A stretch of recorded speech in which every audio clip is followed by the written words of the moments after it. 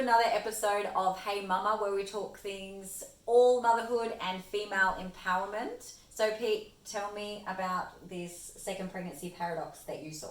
Yeah, so I guess the second pregnancy paradox, it's a problem that occurs that I've witnessed, and I've not only witnessed it in you, I've witnessed it in a lot of women that I've had in my life, because I have been surrounded by women for the 31 years that I've been on this planet.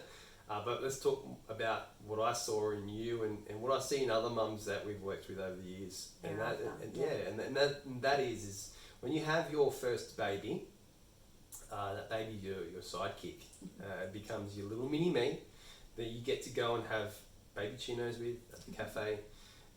You dress like you go and do activities that you used to like doing as a child. You've got this little, you've got this little sidekick. But when the second baby comes along, all of a sudden that convenience of having that mini me, where all of your 100% focus can be on you and baby number one, is now split. So you almost have this, and I guess most mums won't admit to this, but you have this problem where you've got this mini me, they're the oldest, and they've got their rhythms and their routines, but now you've got baby two, and baby two doesn't have that yet.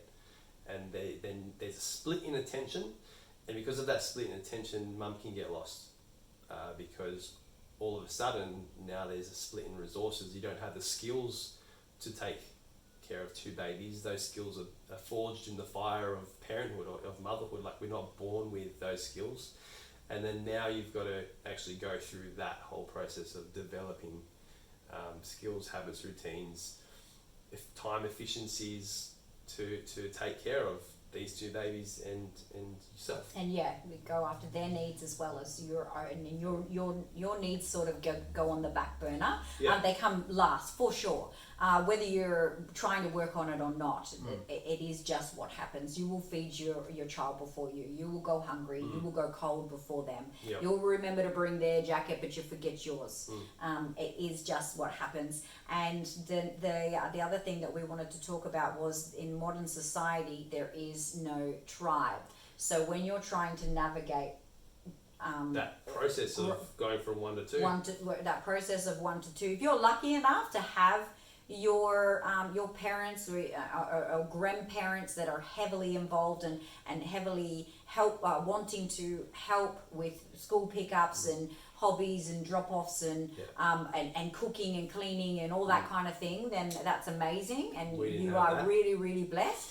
We weren't blessed with that. We had parents, like my parents were, my mum was going off and traveling the world and living her second life because she was a younger mum. So she was there, and then she wasn't there. It wasn't this constant consistency of a tribe, right? And my mum was very much like, this is my time now. Like, this is my checked life. out. And I speak to a lot of mums in this society, and it's the same. It's the same stories.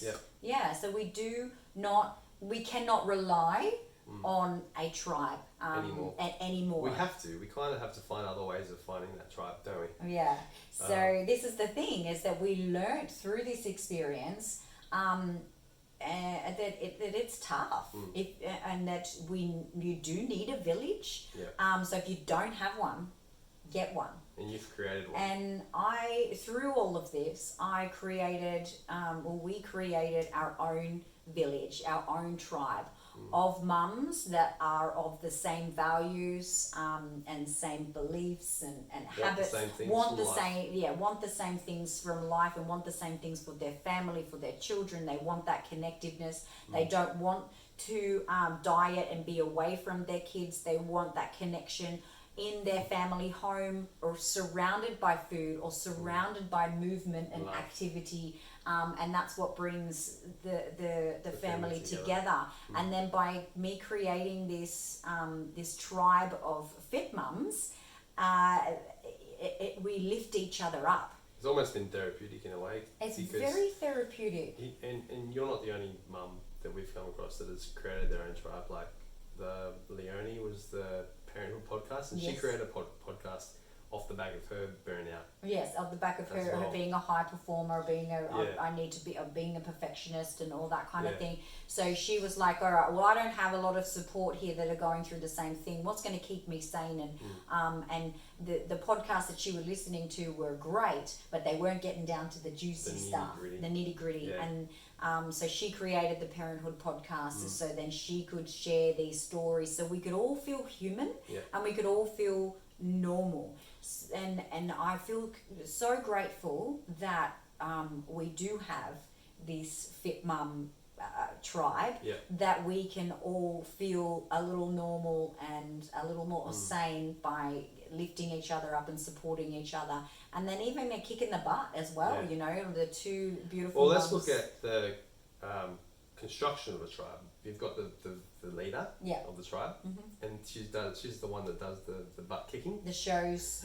Well, actually, no. I wasn't going to say that. Okay. I don't need to butt kick. You know, these other ones are coming up, and they're butt kicking each other in a lovely, friendly way. You know, one mum said to the other mum, "Oh, they don't even live in the same state. Oh, I saw you posting and you were doing this and you were doing that." So I was like, right, well, she's doing it, so I'm doing it. Yeah. And this is like we give each other inspo, and I'm inspired, and it'll give me a kick in the butt sometimes too. If I've fallen off the family meeting train, or the 10-minute time, Yeah. or someone's fridge is looking better than mine. All right, that's it. I'm gonna. Yeah. For those who are listening and don't understand that terminology, let's explain it, because there's a big difference between, say, I don't know, Lauren Simpson's exercise and nutrition, and then the FitMum, Yeah. right? So, and I'm not knocking anyone else's No. program, but there are differences, and let's talk about those differences. So, what is the family meeting? So the family meeting is where everybody gets on board and talks, gives each other compliments at first, so creates that connection, and also teaches you how to receive compliments. Yep. We go around doing that, and then the second thing is what's on for the week. So we put in all the calendars. Everybody's on board. Everybody knows what's happening in the week Yep. that's coming. And then we also go through what are we going to eat. Yeah. So it's not just mum deciding, and then if it's dad's turn to cook, it's just dad deciding. We all sit around and we give suggestions, Yeah. and then we come up with an agreeable menu for the week. And that solves so much anxiety and stress. Like, Yeah, my kids don't even ask me what's for dinner. I was about to say that. That completely eliminates the, hey mum, That's what's for for dinner dinner. tonight? Or the run to the shops the last minute to get some food, which When you've had a big often day and you're always, not always, maybe 90% of the time will result in, oh, fuck it, let's just go and get some takeaway. tired. Yeah. So it solves those issues, the family meeting. Other things that we do in the program that are different, like family 10-minute time.